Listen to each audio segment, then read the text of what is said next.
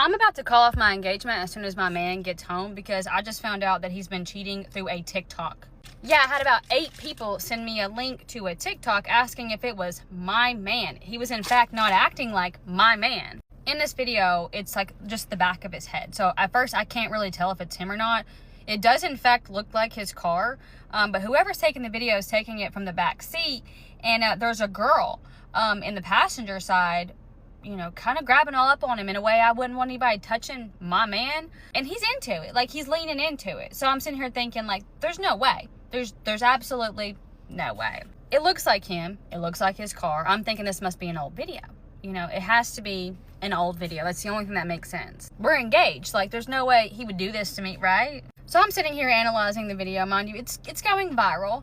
And I noticed the girl in the video, it's not just some random girl. Like, this is a girl from our hometown. Mind you, she's a habitual Facebook poster. Like, she stays on Facebook. I don't really know her, just know of her.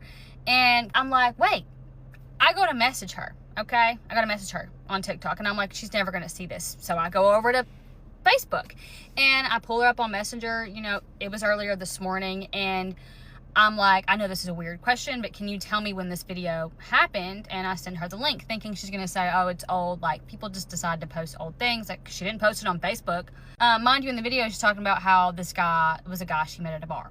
Okay. Mind you, she reads the message immediately and she replies, Wednesday night. And I'm like, huh. And things start to add up for me. Because Wednesday night, we got in a huge fight. Huge fight. Because I had gone out to lunch with my sister and we were talking like wedding things. I was really excited because he had planned us a date Wednesday night. Like, we always do date nights on Wednesdays. And we had a reservation to this specific restaurant. We had been trying to get into it for months. I was so excited. I had bought a new dress. Like, he didn't know that I had bought some like new bedroom attire. I had a bag of spicy cubes. Like, he had planned the date and I was planning the after the date. Like, I was stoked to just kind of have a romantic night together. At home, I'm so excited to start getting ready for this date. That's when he calls me and tells me that a buddy of his just called him and they're downtown at this bar and like they need a ride home. And, you know, he's just going to pop in. And I'm sitting there thinking, like, I know that there's no way that we're going to make this reservation. Like, I know that 7 o'clock dinner reservation is not going to happen. And I'm frustrated because this is a pattern. The tone changes immediately. And he's just like, why do you have to be like this? Like, I'm just going to pop in and pick him up. Like, I'm already driving by. Like, stop being like this. I haven't seen him in a while. They called and asked me. Like, I'm just going to go pick him up. Right. He's like, just keep getting ready. Like, I'll be there.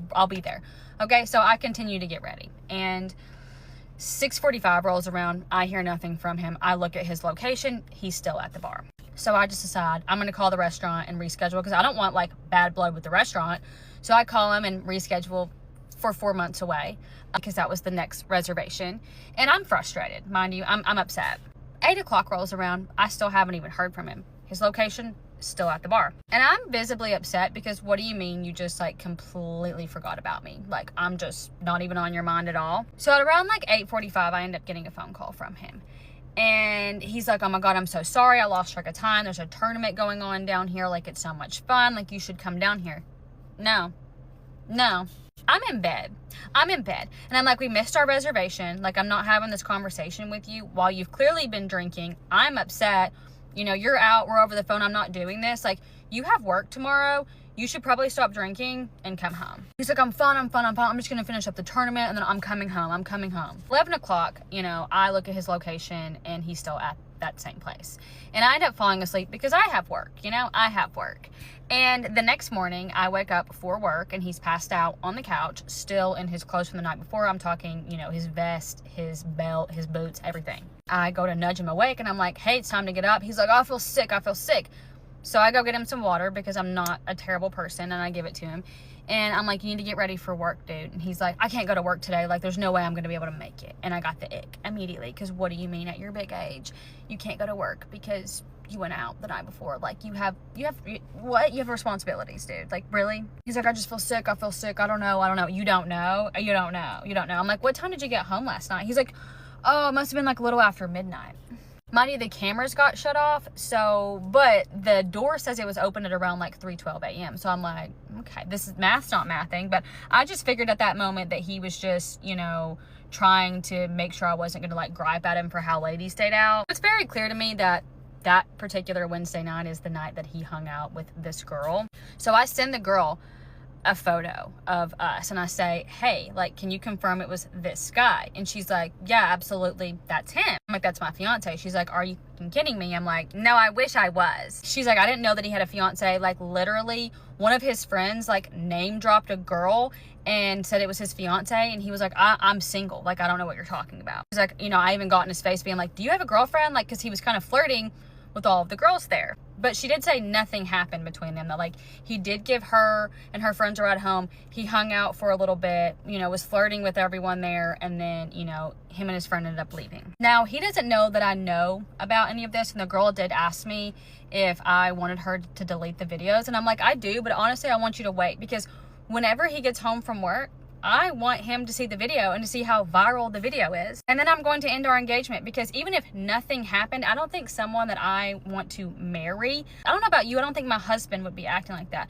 I don't think my husband would ditch me because something more convenient came up, something more fun came up, and then just like ghost me all night, you know, lie about what time he got home.